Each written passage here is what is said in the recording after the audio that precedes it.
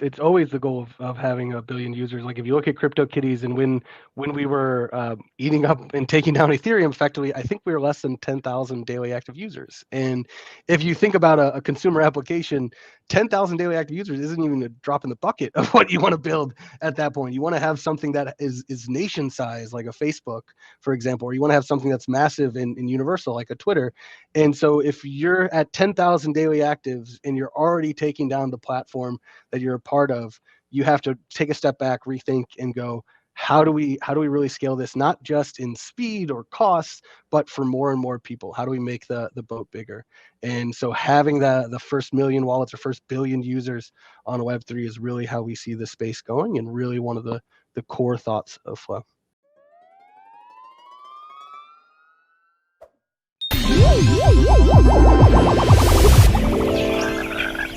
GM, everybody, welcome and thanks for tuning in today.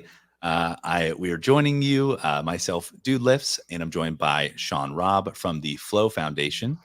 Sean is the Senior Group Product Manager at the Flow Foundation. Impressive title, but we know that he wears many hats. He's always tweeting about incredible things on Flow, talking about what's coming up next. Maybe you understand it, maybe you don't. We're going to get into that today. So hopefully you can get a better understanding of where Flow has been, what's going on with Flow now, and where it's going. Because, I'm personally a huge fan of Flow, someone who's enjoyed participating in the system. I just feel like this is an important thing to bring to the space, especially right now with some really cool things coming up in the future. So, Sean, thank you for joining me. Do you want to kind of introduce yourself to our audience a little bit? Let them know a little bit about yourself, and maybe, the old trope of how'd you get into Web3? Yeah, hi everybody. My name's Sean. I'm a part of the Flow Foundation. I'm based here in St. Louis, Missouri, and I've been a part of the Flow Foundation actually since June this past year. Before then, working at Dapper Labs and running engineering for Dapper Wallet. I first got into cryptocurrency actually back Christmas Eve in 2015. Went to the office with some friends who I'd heard talk about Bitcoin, Ethereum for months at that point, and we didn't want to work or take a vacation day, so we just sat in the office all day and talked about cryptocurrency, finally convincing me to get a Coinbase account and dive in and buy. I think the rest of the Christmas break, I thought I was going to lose all my money and instantly regretted it. I didn't sell anything, thankfully, now as we look back, but definitely was fun times. Then through that was kind of watching passively as we went through the bear market, and decided to join, make Web3 my full-time job, and join Dapper Labs in 2021, working with Dapper Wallet and going through all of the fun that 2021 held for everybody in this space. Nice. Okay, now, no, that's awesome. I love how you didn't sell anything. You did better than I did. I looked back. I think I bought Bitcoin from maybe something called like Bitfinex. At some point, Bitfinex. Yeah. At some point, I used a Bitcoin ATM in Kansas City. I mean, it was just like I was getting wild. And of course, I sold it. And of course, somehow I'm like, oh yeah, I bought Bitcoin in 2017 and somehow lost money. So that's pretty.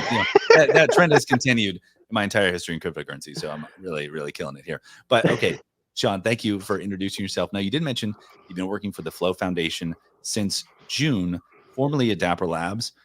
Some of the audience may not be familiar with what the difference is between that two. Maybe Flow Foundation is entirely new to them. Could you explain maybe the distinction between those two kind of organizations? Absolutely. So Dapper Labs' big mission is to create dApps and Web3 experiences that really bring in the consumer, bring on mainstream audiences, and they'll actually work with deals, whether it be the NBA, the NFL, Disney, and many other brands. Where Flow comes into that is Dapper saw a problem in the space, and they couldn't actually build the apps that they dreamed of and wanted to build, so they had to create a blockchain themselves. And Flow Foundation started the process of spinning out from Dapper Labs, taking that Flow blockchain product and creating their own foundation around it, similar to the Ethereum Foundation or Solana Foundation. So it's a big maturity moment, I think, for Flow blockchain. And now we're actually having people shift over and become full-time members of the Flow Foundation. That's really cool, because I think that's, I think a lot of people in this, space currently, maybe not a lot, but a good bit, especially some who've been around for a while, probably got into the space via Top Shot, right? Which was a Dapper product, and that was their kind of experience with Flow. You had Dapper Wallet and your USD balance and things like that. They may have not even been aware of Flow and kind of all of that means, and maybe they moved on to kind of Ether and EVM after that. So this is interesting to hear now that there's a Flow Foundation that's a little bit separate. something that's a little more familiar to a lot of other people in the cryptocurrency space. Now, I kind of want to actually, go backwards a little bit because you mentioned Go for it. Dapper couldn't build the things they wanted to build on EVM. Maybe they had a different mission. And so maybe let's kind of go, all the way back, to the history of how Flow started, why it started, what it maybe. We'll just kind of start there. What is the origin story of Flow for those who don't know what it is?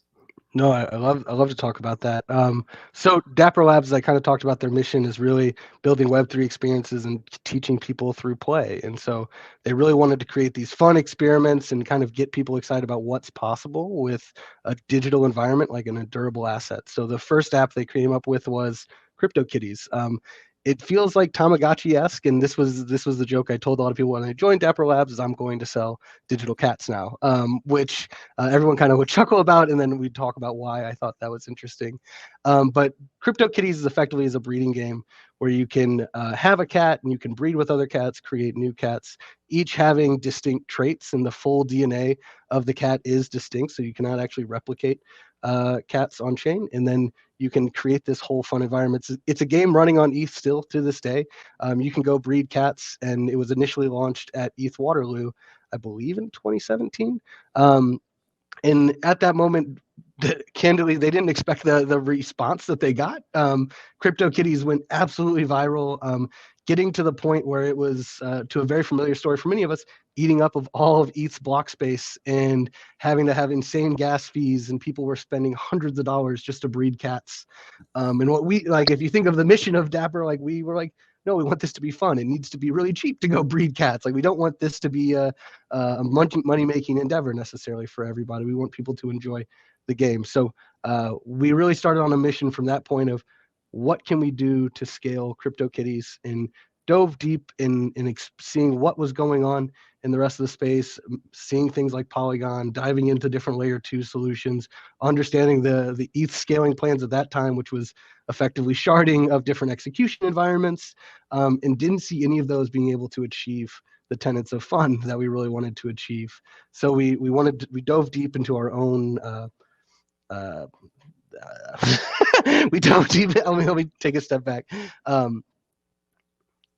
Went across all of those different layer 2s, and we really dove deep into what we thought would make a great blockchain, and how do we build a platform that many people can build games that they would enjoy with. So we developed the Flow blockchain. And if you look at Flow, and if you look at a lot of the plans that have been coming out of other blockchains, a lot of those patterns are starting to emerge further and further, which we're really excited about, is seeing years later that these paths, these plans are being confirmed by many others.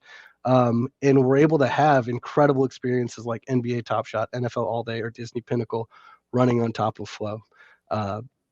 That was a big scalability, mainstream UX and goal of Flow. Another goal of Flow, and another thing that we actually did, which I think we'll dive into later, is create a new smart contract language called Cadence.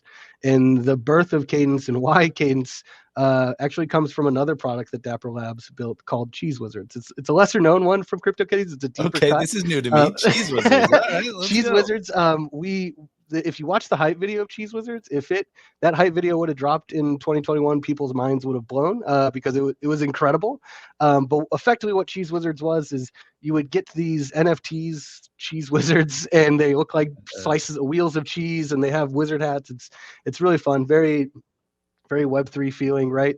And it was actually a tournament for prize winnings at the end, and it was a rock paper scissors tournament that we were planning to last a significant amount of time. We wrote this whole contract in Solidity, ended up eating up the whole contract size that an EVM contract can support, and really had to strip down either the words we used or different pieces of logic to make sure it could actually fit within the EVM. Launched it on the first day, and we had a security concern. Like I saw a security risk. We had to cancel the whole tournament. A couple late nights, stayed up late, coffee, launched it again, and still wasn't necessarily as safe and secure that we wanted that tournament to be. So we ended up having to pivot to focus on other things at that point. But through that lesson, we recognize Solidity is kind of limiting and very constrained for what we wanted to build as well. So we developed Cadence, partnered with the Google, the Facebook team at that time, who was working on Move, and developed the resource-oriented programmings of Cadence at that to really help build these sophisticated on-chain applications that we picture the world to be. Wow. Wow. Okay. Cheese Wizards. I'm hearing historical NFTs, when Yes. relaunch of Cheese Wizards, on Flow Please, or I on would love it. Flow. I would love it. No, that's awesome. Okay. Now a couple things that I heard you saying there that I thought were really interesting was that it was driven by fun. You're like, this Cryptokitties thing is getting too expensive. It's not fun anymore. And I was like, oh, that's really interesting. I remember Cryptokitties when it was, I'd always kind of tracked crypto, but NFTs weren't on my radar yet, but it was kind of the whispers in the wind. It's kind of like when Bored Apes were kind of, on Jimmy Absolutely. Fallon. It was like CryptoKitties sells for 100,000. And I was like, what? Let's go. CryptoKitties, on-chain cats. What's going on here? So that it definitely made a splash at the time. But I hear you saying that there were limitations, on EVM, like you said, the gas cost, especially in a game that quite literally relies on-chain elements, right? Like there's no way around that. So I heard you say something too that caught my attention. You said Cadence is a resource-oriented language. Now, how is that different from Ether? Like, how does Flow solve this gas problem? How does it become more fun? I assume that being like frictionless is a part of that. How did you guys at Dapper Labs approach to solve that problem that came up on CryptoKitties? No, absolutely. I'll start with the CryptoKitties things, and then we'll dive into the Cadence benefits later. But CryptoKitties, like you said, it was whispers in the wind. We were getting a lot of news, whether it be on night shows or podcasts. And there's actually a very, very good Planet Money podcast that talks about buying a digital cat, and they go through this whole experience and they talk about every single friction point. And if you put yourself back in 2017 days, you show up on CryptoKitties because you hear about this awesome thing, and it says, oh, go install this plugin you've never heard of. Okay, I'll go install that plugin I've never heard of. Now go to this other site that you have no connection to and give them your passport. Wait 2 weeks, then give them money, and then they will give you this thing called Ethereum or Ether, and then you can go buy a digital cat. And so you can see these hurdles not only are many, but they get taller and taller as you go through. And all I wanted to do was go buy a cat and have fun with my friends. So we actually saw over a 90% drop off of people that showed up to the site and people that bought a cat. And so that conversion rate is absolutely miserable and unacceptable for any consumer level product. And we started to take a step back and think through how we can smooth these things out, not necessarily jumping to needing a new blockchain and rebuilding from that point, but what's the incremental step we can have. And there was actually, everyone knows Dapper Wallet as connected to Top Shop, but there was actually a Dapper Wallet on Ethereum, and it is something that some people still use today. And Dapper Wallet on Ethereum was one of the first smart contract wallets on Ethereum. It had integrated on and off ramps. It had a lot of these user experience benefits that we saw. But we again kind of saw the limitations of actually smoothing out just the wallet experience within Ethereum. What we really wanted to be able to have was a no install wallet. We wanted someone to be able to come to our site, create an account, and begin to play and not have to jump through any of these additional hurdles. So we tried the Dapper Wallet Ether plan, and then we saw those limitations in tandem with the limitations of Cheese Wizards, and we said, okay, let's take a step back. What would a blockchain look like if we had user experience and consumer grade applications at its root or at its core? And that's where Flow comes from. As far I can dive into the cadence bit, but do you feel like you have a question there? Yeah. No, for sure. And maybe we'll get into the cadence a little bit later once people are like, why does this matter? Like, yeah. But so that's something that I understand now, that one of the aims of Flow is to be the blockchain that can support billions of users, right? And I would say that I feel like you described the kind of history of CryptoKitties. I mean, this is just bringing back so many memories. You're like, give them your passport, wait 2 weeks. I'm like, yes, like I've done things like this, and I know I'm the outlier. Like if there's a diffusion of innovations curve, I'm on the like extreme early adopter. I am one of the few who's willing to jump through those hoops, and many, if not most, are not. Right. And so it sounds like those kind of pain points, what you aim to address, were paramount in the initial kind of ideation phase. But was it always an aim to be able to support billions of users, or was it just to reduce those kind of friction points for the users already there?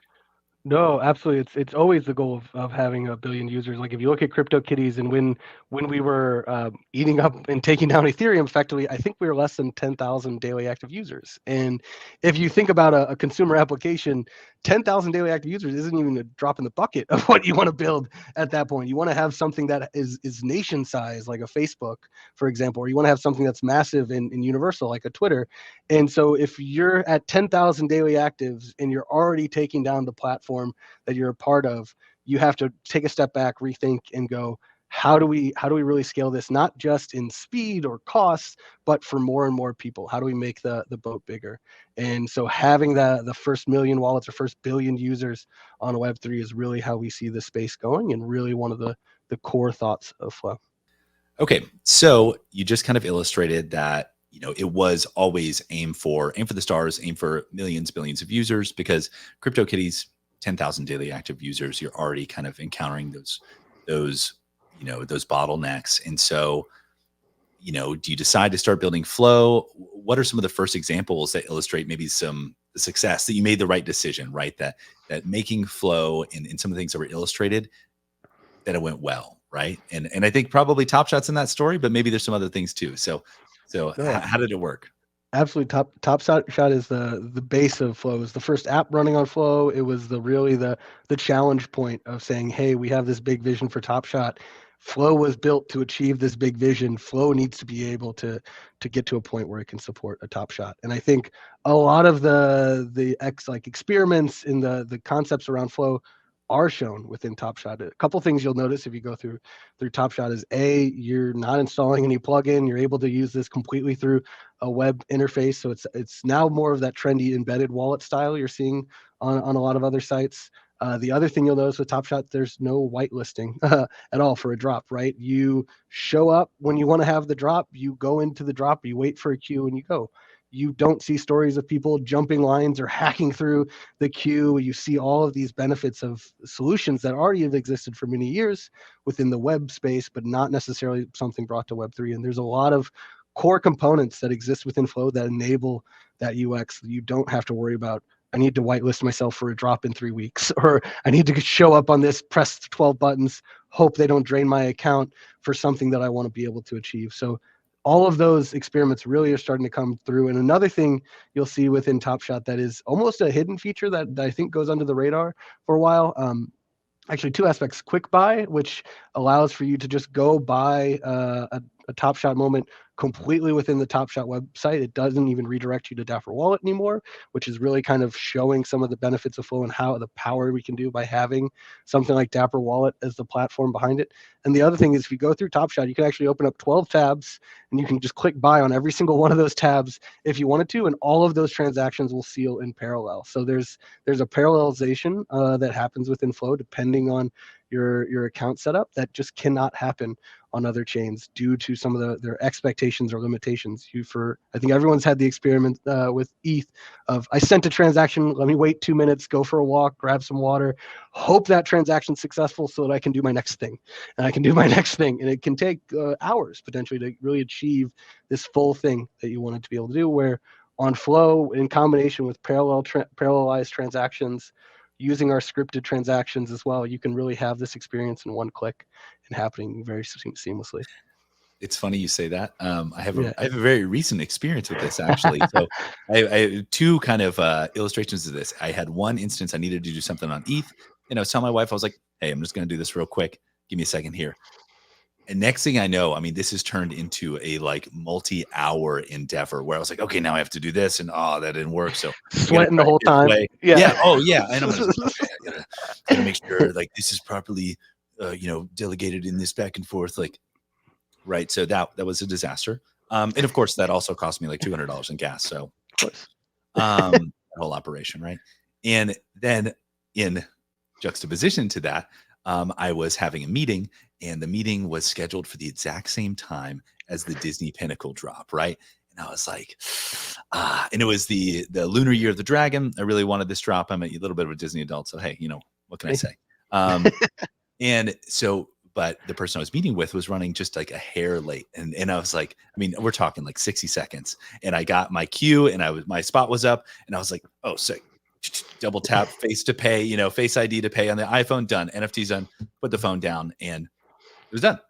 I bought my NFT in literally 3 seconds, and I knew that it was in my wallet. Like, there's just a big difference there. But I know now I skipped way forward, but we're going to go back. So Top Shot, is this huge experiment. I mean, first off, I think a lot of people don't give enough credit to the fact that, Dapper inked a deal with the NBA. I think we in the Web3 space, we have this memory that's not always that good, and also this kind of like false equivalency or something like that.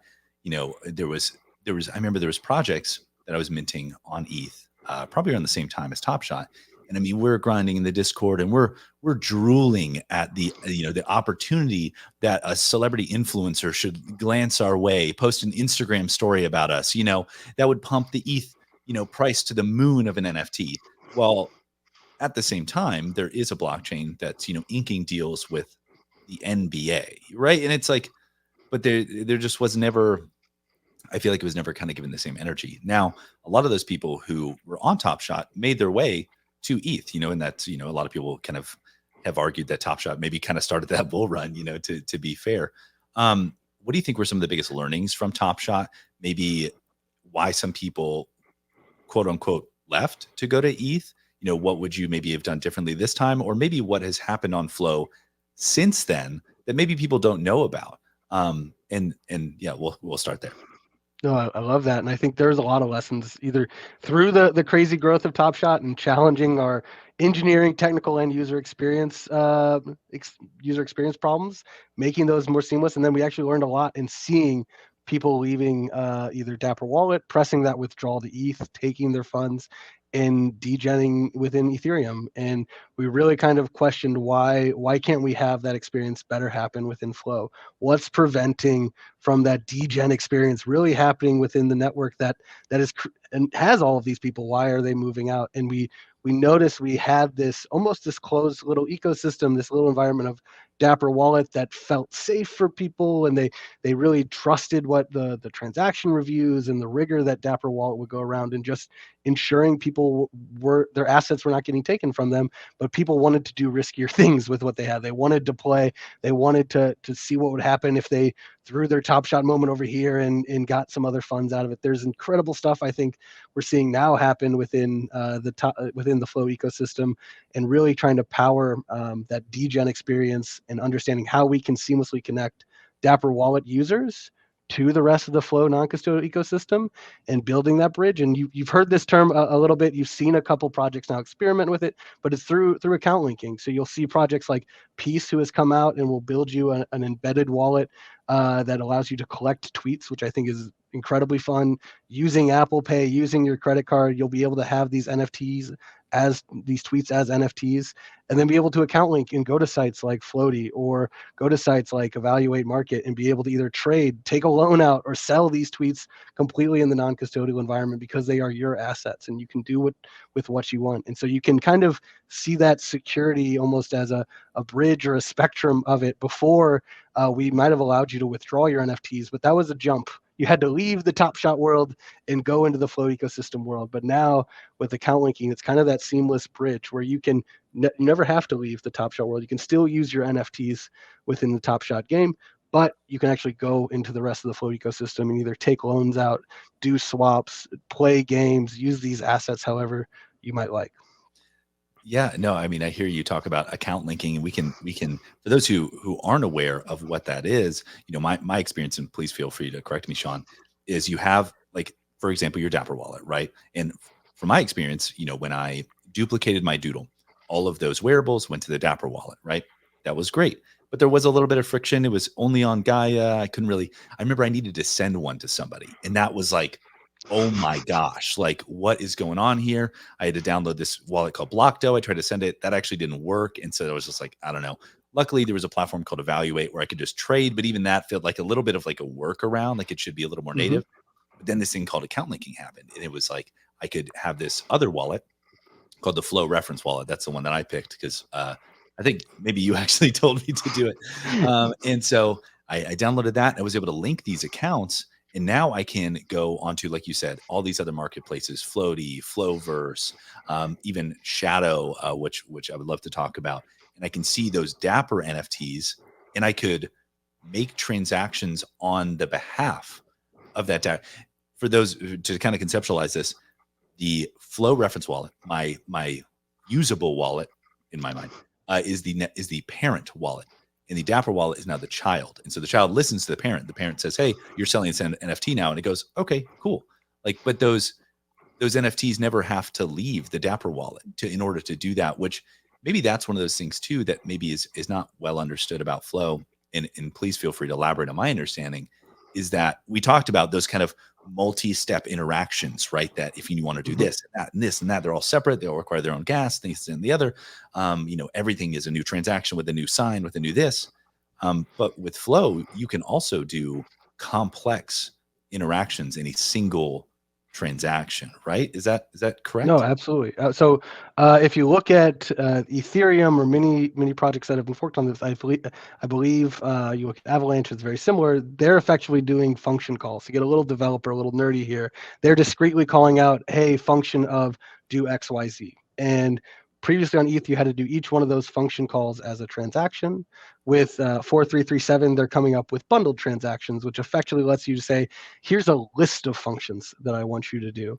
And that's a huge improvement, right? So you can actually have all these discrete function calls. On Flow, we have scripted transactions, which I think are even a step further in that way. So with scripted transactions, their entire code bases or logic you can include within transactions. So imagine you can use things like our pre and post conditions, the middle script where it can say precondition, I want to ensure that the price of this token is X before you even run this transaction at all. I don't want to run this transaction unless the statement is true.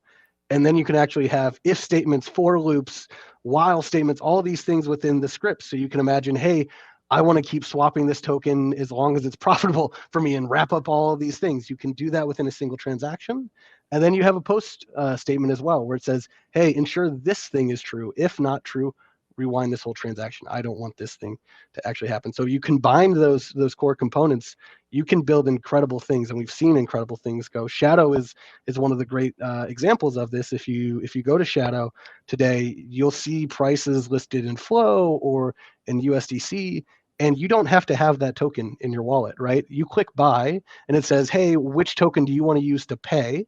And it will actually take that token that you're paying, swap it on IncrementFi to the token you want to the other person wants to sell in, and gives them that token. So instead of you having to jump over to another site, click 4 buttons, come back to the digital marketplace you want to do it and do your purchase, and then swap back any extras that you have, hoping it's there the whole time, you just press buy. And if you think of like the real world, like the physical world we all live in, this is how credit cards work. If you go to a foreign country, they might have prices listed in euro, or they might have prices listed in pound.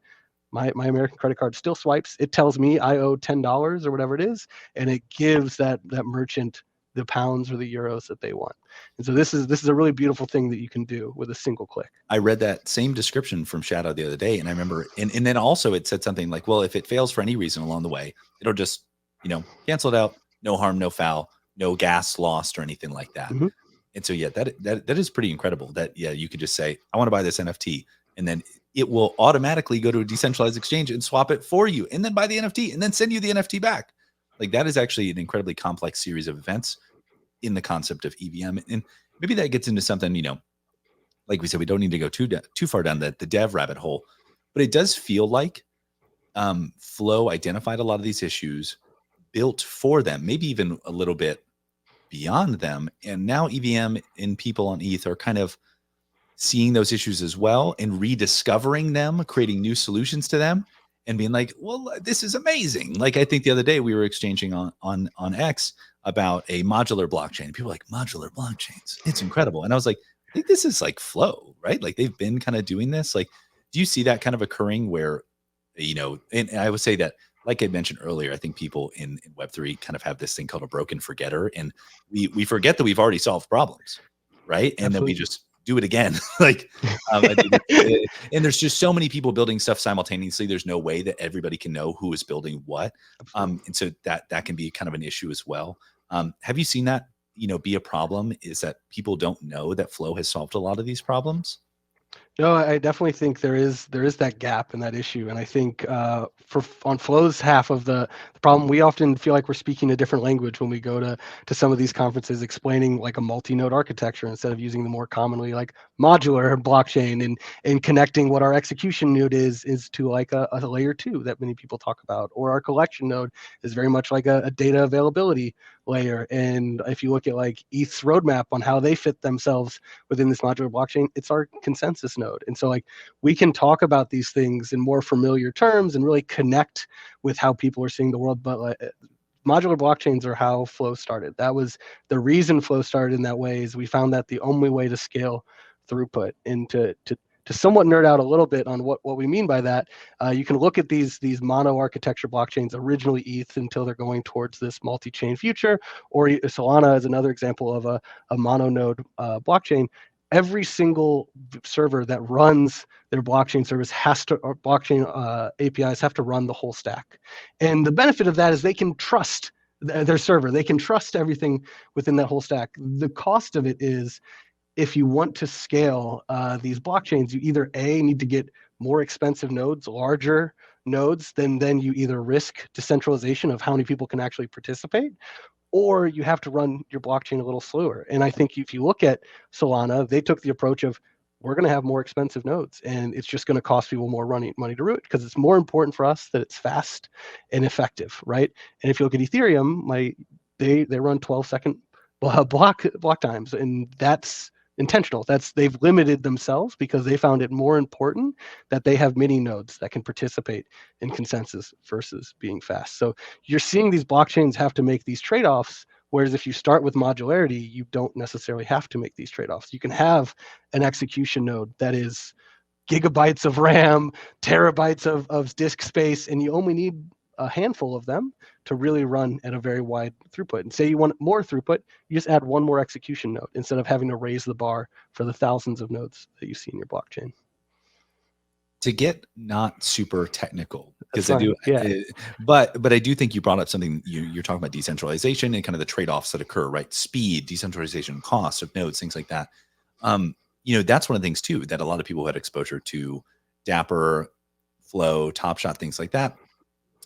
This is a space of narratives, right? And the narrative on Flow was always like, I don't think it's decentralized. I don't, I think it's, controlled by one party. Was that at ever any point true? How has that changed now? Is that different?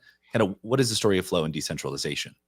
Oh, I love that. I think Flow has gone through a journey. Like to say, like when Top Shot was first launching, there was a state where Dapper or affiliates of Dapper were running significant portions of the node, because we were still building the blockchain at the end of the day, right? We had a purpose-built blockchain to build a consumer app, and to instantly have that decentralized really risks your ability to iterate and grow and change the software itself.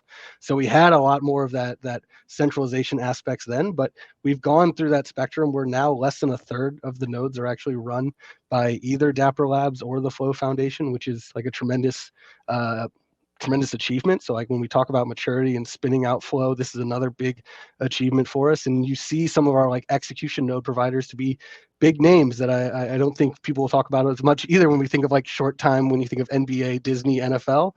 Like Google Cloud runs one of our execution nodes today. T Systems, like the parent company of T-Mobile, runs one of our execution nodes today. So we have these huge names that are participating in a very meaningful way for our blockchain. That is awesome to see. And so as we look through the risks and we think of decentralization in that multi-node architecture, it is a little bit different of an equation, but we find it very important that we can kind of keep that narrative true and keep the honesty around blockchains being decentralized open platforms for anyone to build. Yeah, and that's great to hear that that Flow is kind of becomes sufficiently decentralized or moved along that spectrum, but also that those big players are still involved, right? Because I Absolutely. don't think anybody has any illusion that we're going to need involvement of these kind of entities in order to really achieve escape velocity, right? Like, as much as it is cool to be cyberpunks out here, like, we are going to have to, at some point, the meme is on board the masses, but to some degree, it always appeared to me, once kind of learning a little bit of the story of Flow, that not that Flow is quote unquote achieved onboarding the masses, but at least has kind of the foundation or the membrane that will enable this. I mean, those relationships, NBA, NFL, UFC, Disney, like you said, Google, T-Mobile, and probably even is it Mattel is another good one. Mattel. Yeah. I know there's a soccer organization. I mean, it's just Yeah. the list could go on and on and on, right? And it always appears like anybody who is, a Web 2 company that is serious about entering the space, it appears like flow is in the conversation for the most part. There are some exceptions to that, but that's just been kind of my experience. Now, to kind of go back a little bit, you mentioned Peace, you mentioned Disney Pinnacle. We're talking about Disney. And that's one of those things that I've used both of those platforms. I don't think that I would encourage anybody who's listening to this to go at least attempt to use them, maybe specifically Disney Pinnacle. I don't know if Peace is public yet, but those are such unique experiences that it's almost incomprehensible unless you use them, right? Like you mentioned, you can collect a tweet, which is it's so strange because we have this concept about collectible content on decentralized social platforms. Farcaster is big right now. This is all the kind of talk of the town, but then you have Peace that's building in Flow, building the ability to collect tweets as NFTs. And it's quite literally as simple as it sounds. You tag the Peace account. It's like the make a quote, to kind of draw an analogy, right? You tag at make a quote, you tag at collect a piece, and then it fires back a bot response. It goes, hey, this tweet is now an NFT. Click the link, double tap Face to Pay or Stripe or whatever. It's very simple. And now it's yours. You own that. And the creator of the tweet gets paid revenue, right? This is permissionless monetization of content, right? On X using Flow. Now, my understanding, you mentioned account linking earlier is kind of an innovative thing of Flow. My understanding is that Peace is only enabled by another kind of innovative component of Flow called the hybrid custody wallet. Can you speak to a little bit about what that is? No, I'll talk a little bit more about Peace. What I love about Peace as well is it's I don't know if everyone remembers back in the day, you used to, like, if there's a big moment, we just had the Super Bowl champs moment, everyone buys that newspaper and they keep that newspaper and they hang it on the wall. And it's maybe not the most expensive collectible, but it means something to them. And I see Peace is really enabling someone to do that. They see a tweet out there, whether it's Jack Dorsey saying, I'm setting up Twitter, or someone saying, look, check out this podcast today. They might want to save that little snippet of history and save that. And I think with Peace's open mint for 24 hours, it's beautiful to have that possibility and that. And it's serialized too. I mean, hey, exactly. Internet points first. Exactly. So like you think of fans or these personalities, you can be like, I was the first person to collect this person's tweet before they even got big. And I think people try and flex fandoms and bands all the time. And I see that normally naturally happening in the digital space as well. But to talk through like account linking in hybrid custody and how Peace enables that, we start to see this trend happen very much within the Web3 space, and it's calling like embedded wallets, whether that's with like Privy or Magic, or there's a lot of these wallet as a service providers, and each of them are creating an embedded wallet for you. And that can work one of two ways within the EVM space or most of Web3, which is like externally owned wallets or a smart contract wallet, right?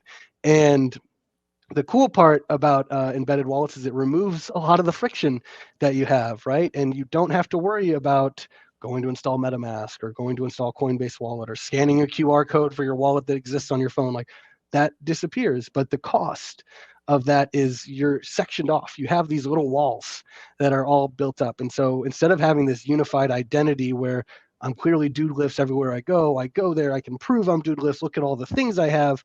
We're kind of back into that like segmented data view. Sign in with Apple, sign in with Google, sign in with Facebook. It's the same world. It's the exact same world. And so I think Privy has done some things that allow for you to kind of discreetly connect those identities for anyone that's using the Privy platform.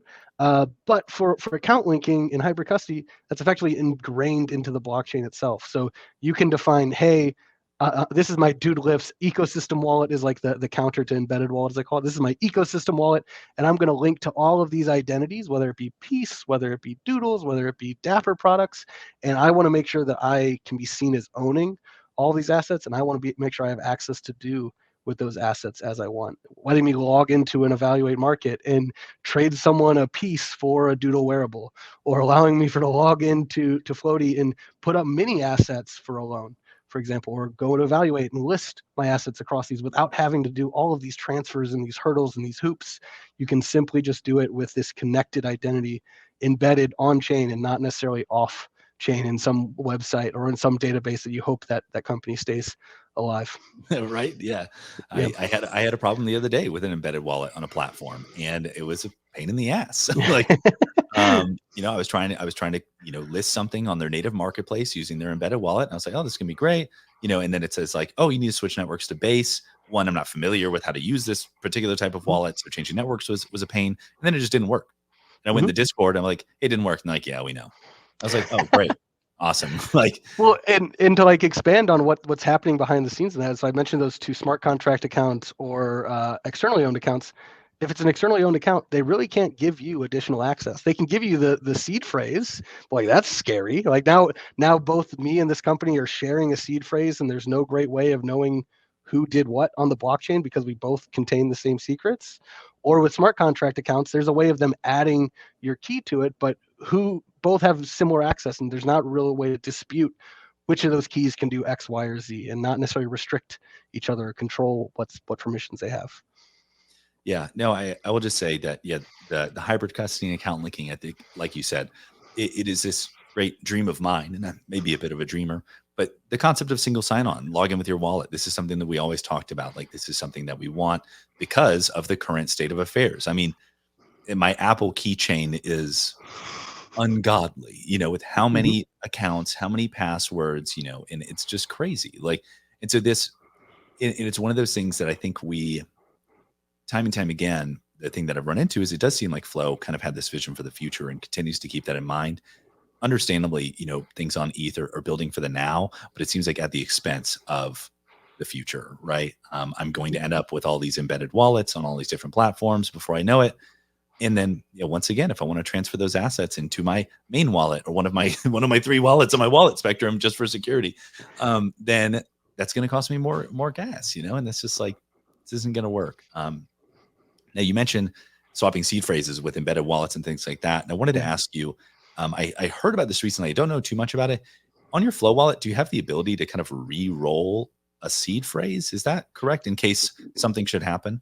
No, all Flow accounts start out as smart accounts or smart contract accounts. So a Flow account is designated, and you can add as many keys as you want, and you can actually put different weights on those. So when you're like re-rolling your reference wallet account, it's creating a brand new key, adding it to your account, and then removing the old key. So if you ever get compromised, you don't have to get out of that whole account. You can just change keys. Or let's say you want to have something that is your extra secure one. Instead of having to bury it in the backyard like you have to do with their ledger today, you can have 2 keys on it, and you can say, hey, I have this key and it's half weight, and my wife has this key and it's the other half weight. You need both to sign to do anything on this account. The nuclear keys, Exactly. Exactly. No, that's really interesting because especially, I mean, and we haven't even seen this play out in the future. There probably is many, but not most, that have this experience. But let's say you have this entire ecosystem of linked accounts on Flow, right? And all these different platforms. Yeah, imagine if you got compromised and you had to shut it down. Like, it's like when you have to, get a new credit card number, when your credit card gets compromised and you're logging through every single service, giving them anything, you just start getting emails that payments get declined. You're like, I didn't even remember I'm paying for this anymore. Oh my gosh. Like, so in this case, like you said, if your Flow wallet got compromised, you could get a new key and then you effectively have to change nothing, right? Like, exactly. Wow. Exactly. Especially if your accounts, like your identifier, your identity, having to change accounts is losing a lot of the even provenance of like what you've done in the past in your history. Yeah, right. Yes. So it's that key component and like that understanding and like how our accounts are created really enable these.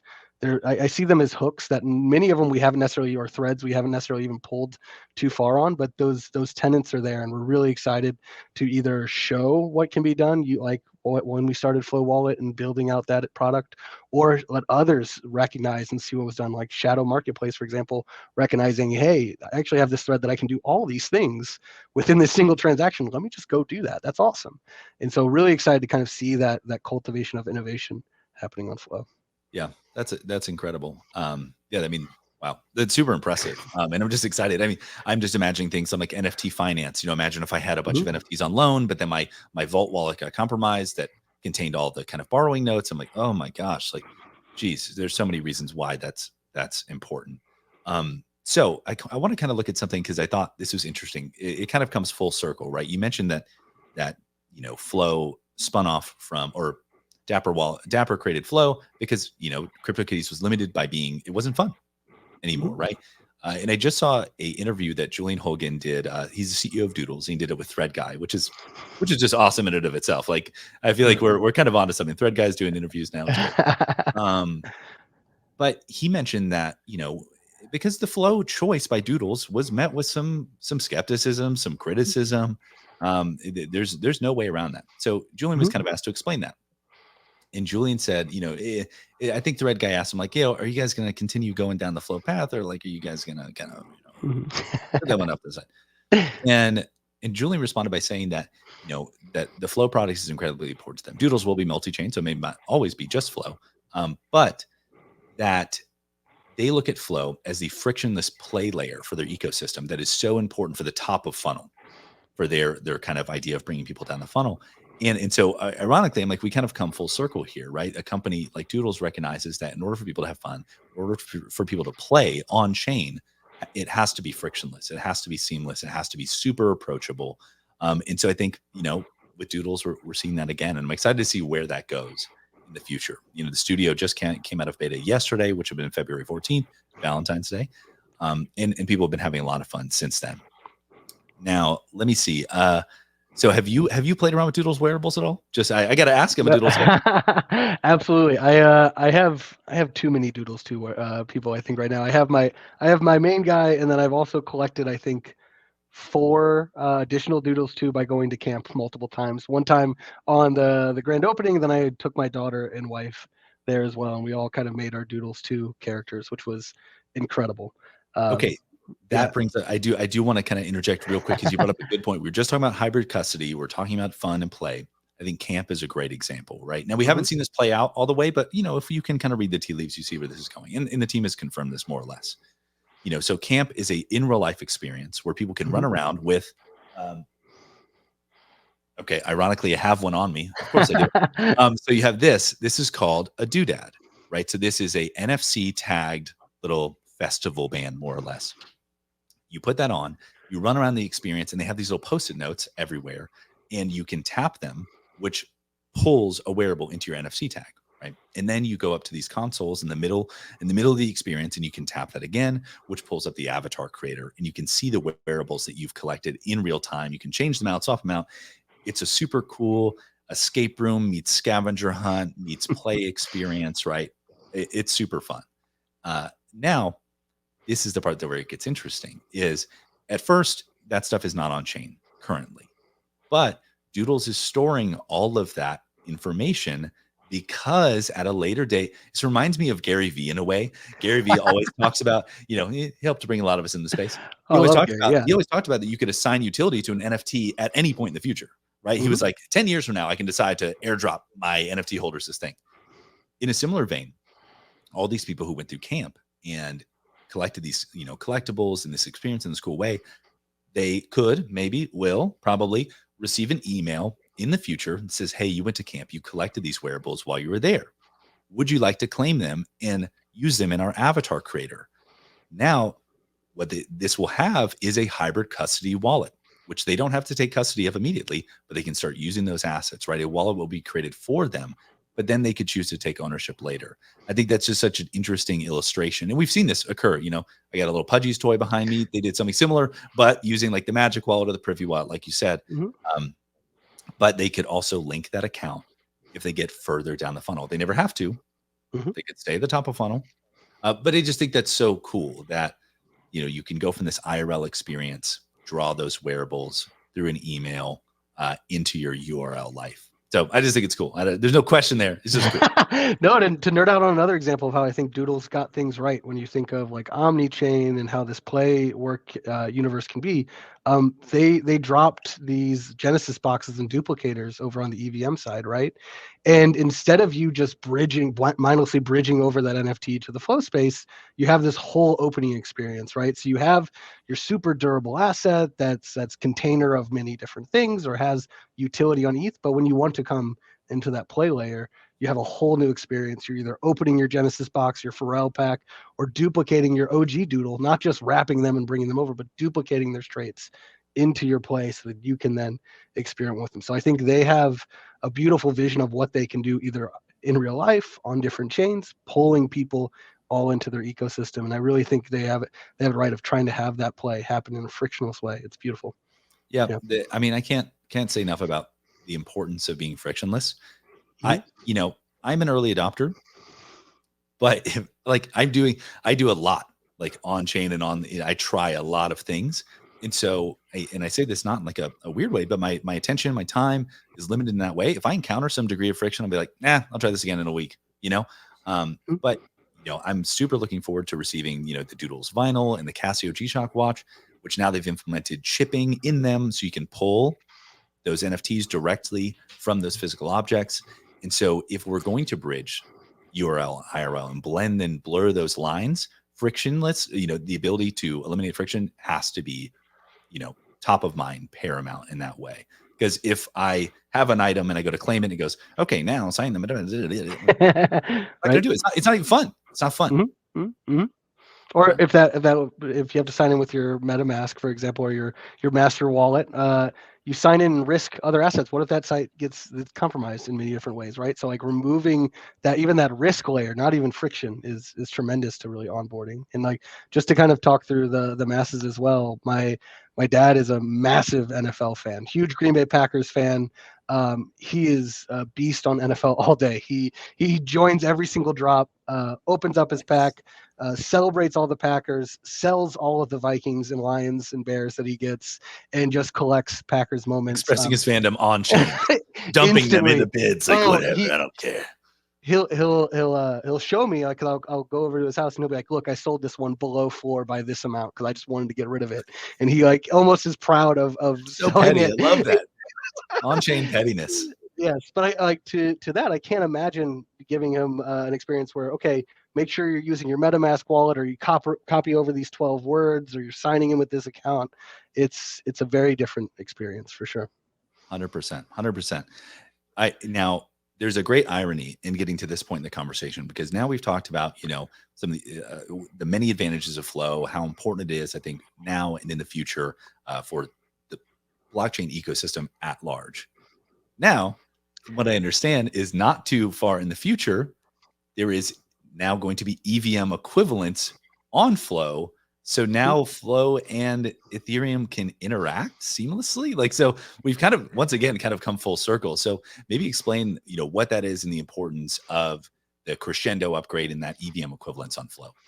No, absolutely. So crescendo upgrade is coming a little bit later this year. We're thinking the summer this year is where we're tracking right now, and it's exactly what you said. It's a little bit of Flow coming and connecting with a large part of the Web3 ecosystem. If you look across many of the Web3 ecosystem today, it's EVM is at their base. EVM is how they run. EVM is how they communicate, and we saw a huge hurdle for developers. As we talked about frictionless for consumers, we had a frictionful environment for developers. They had to learn a new programming language. They had to talk to nodes differently. They had to build with SDKs that they are potentially unfamiliar with, or understand new platforms. And we want to remove that friction now. And so EVM seems to be that language, that primitive that many people are comfortable with and developing and using. And we found that through this maturity of Flow, going through that spectrum, getting to our decentralization goals, getting to our first milestone with our programming language cadence, now we are ready to really build that connection, that interoperability ability within Flow itself. And so adding EVM into Flow is, I think, pretty mind-blowing how Dietz pictured that world, and how you can see it is effectively we found within our execution, within Cadence, we can run EVM just as like another program effectively. And what that enables for you to do is seamlessly transact across the Cadence and EVM world. And then now that assets can move within EVM, we can use all of those awesome things, whether it's CCIP from Chainlink or Layer 0, to then transact across the rest of the EVM world. So it's really unifying, connecting liquidity, assets, people, experiences from Flow to Web3, and then being able to allow for people to seamlessly, incrementally change their app as well. So let's say you have an awesome EVM experience and you want to run that on EVM and Flow because you wanted some of the benefits of Flow, whether that's the modular architecture, cheaper transactions, MEV protection, all these things you would get without changing a single line of code. But then you want to add account linking, that's a few lines of code just on top within the Cadence space, and you don't have to rewrite anything of what you had before. So it's really lowering that bar for developers now to come and play within the Flow space, getting that benefit of top brands, the consumer-centric applications, cheap transactions, scalable throughput, and MEV protections. Wow, that's interesting because I imagine, I think about, let's say you have a super successful platform on EVM, and I know quite literally a lot of the, product and platform arbitrage occurs, like say from people just building something on another chain that you couldn't build on, like that hasn't been built yet on like Solana, for example, Tensor, for example, Tensor looks at Blur, and I'm definitely not giving them enough credit, but they build Blur for Solana, and that's, but should Blur have just been able to kind of port themselves over to Solana, maybe that wouldn't have necessarily occurred. Exactly. So from what I'm understanding is that you could see something similar on Flow, but it requires no arbitrage or outside entity. You could do it yourself. From a more practical user perspective, could, let's say, one of the kind of criticisms of Doodle's wearables, and this is just for many reasons, and one, because we're early, LOL. There hasn't been a ton of liquidity for the wearables ecosystem. Now, from what I'm understanding, potentially you could take your Doodles 2 wearable and transact that on ETH marketplaces and tap that liquidity at that point. Absolutely. So if you look at a place like OpenSea or Super Rare or Blur as another example, right? Many of them support layer 2 transactions. So you can see the little base logo, the Polygon logo. With EVM on Flow, we've now made that barrier of entry the exact same as any other layer 2 or EVM chain for those marketplaces. So you'll see a little Flow logo right next to it, and you'll be able to see your listing show up in OpenSea just the same as next to any other those platforms or projects. Wow. I mean, that theoretically has just, I can't think of another example, and I'm no expert, but that just has opened up an entire marketplace and ecosystem maybe as quickly as something like that was. I don't want to say it's a flip of the switch, but I mean, you go from this many platforms and products to like, almost an innumerable amount. I think that's really interesting and really cool. Wow. Well, that's why we're so excited. Like, it's really trying to make sure that it's connecting Flow back to the rest of Web3. So we get all of those best builders can simply come and just run on Flow, and they do not necessarily have to rebuild anything. Wow. That's going to be, and so you said you guys are aiming for summer? Summer is our target. We're on target from everything we see. There's a lot of community or ecosystem efforts that need to happen as well. So we're trying to measure those and make sure we can keep that on track as well. But this summer is looking very exciting for us. Yeah, I think it's going to be another one of those things. And I would just encourage anybody who's listening, to pay attention and then try it. Right. Because that's where it's like these things like we mentioned, Peace, Disney Pinnacle, Doodles 2 wearables, the studio now with Doodles. I mean, these experiences, I mean, there's so many more. There's Zeeds, there's Flowvatar, all these projects on Flow. Cryptoys. If you haven't used Cryptoys, go use Cryptoys. It's incredible. Cryptoys. I will go off for a moment on Cryptoys. Now, I don't have any Cryptoys yet, so I'm LARPing, but forgive me. But I watched an interview with Will Ryan Robb, probably mispronounced that, a while ago. And I was so impressed just by literally the reveal experience. And I'm a reveal experience maxi because, there's this kind of value exchange when you purchase an NFT, things like that. And I had this one experience that was striking to me. It was with Parallel. So Parallel trading card game on ETH. And I bought a pack for way too much money. And I opened it using their kind of native reveal experience. And I was just blown away by the reveal experience itself. It had this super high-end animation, every card I got to reveal. And I was just kind of like in awe because what is the bar for other reveal experiences? Go press the circle on OpenSea and wait. Like that's the equivalent, right? And so this just blew me out of the water, and Parallel's not even on Macintosh. I can't believe I said Macintosh, but it's not a Mac yet. Haven't even played the game. But I was like, okay, cool. I felt like I got my value out of that experience right there because I had such a fun time revealing that. I feel Cryptoys very similar way. He compared it to kind of LOL surprise. Will did. And I've seen people post those reveal experiences on, and I'm just like, they're so cool that it's like, it doesn't matter when utility, when this, whatever, because it's just so much fun engaging with it on chain. Well, to nerd out a little bit about like the cryptoids, and then I'll talk a little about Doodles too. If you look at them on chain, they're using many of those things of like the cadence programming language that we talked about before. Cryptoids on chain, what you get first is a blister pack, and it contains your toy that has an accessory, right? And that blister pack actually is a dedicated NFT in itself that holds other NFTs within it.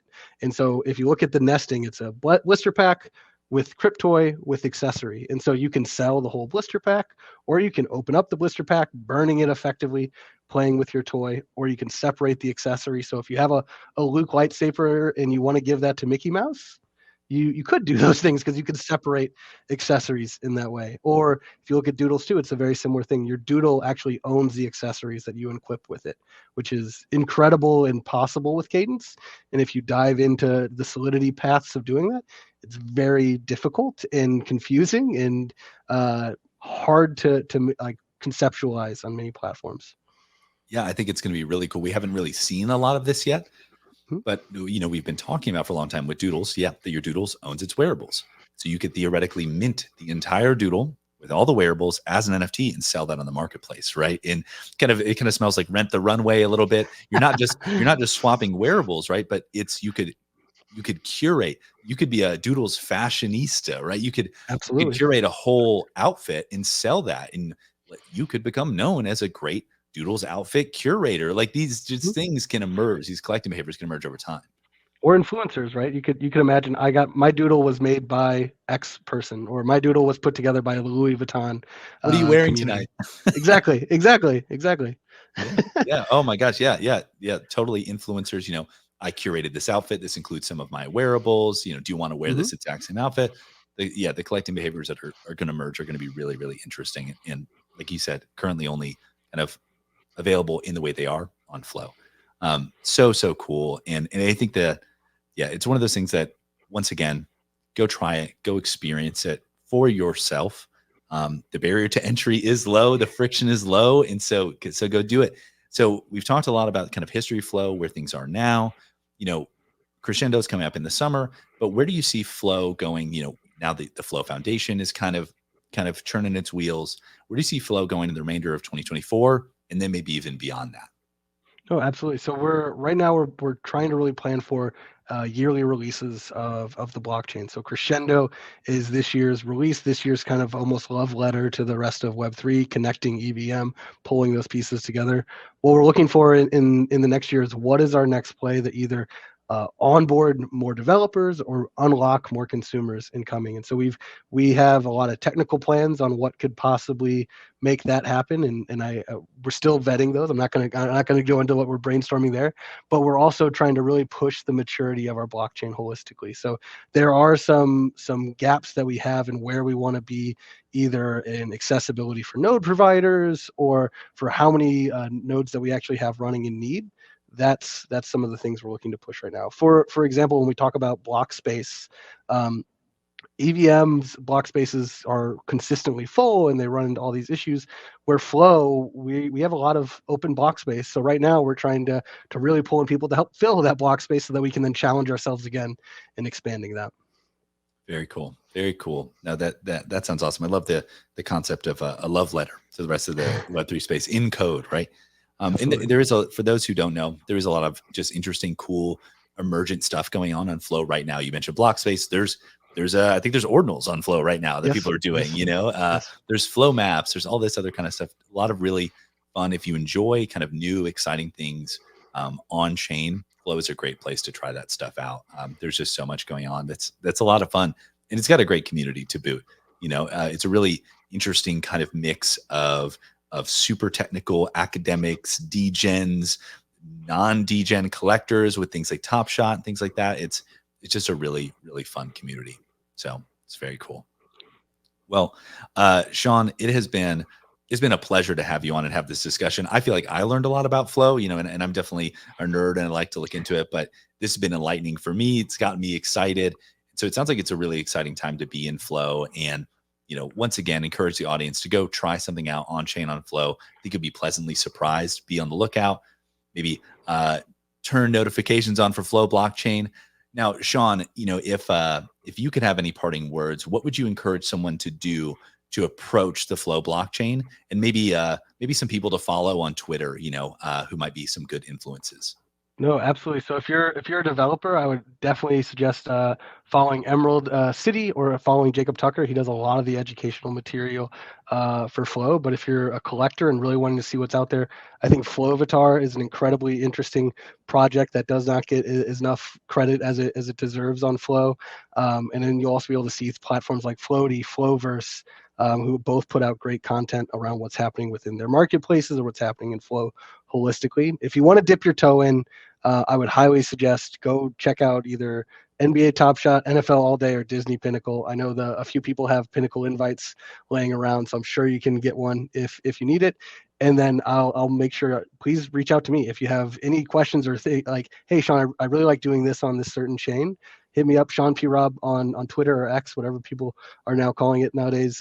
That's how Doodlifts and I first got connected and hop in the DMs and work through a lot of things all the time. I can attest to that. Sean's in the group chats, people are like, "Wait, what's going on?" He's like, "Well, this is how this works. It's all good." But once again, Sean, so much fun having this conversation today, and hopefully we can maybe have another one in the future where we get some future Flow updates as well. So thank you so much for coming on today. Absolutely, thank you. It was a great time. Awesome.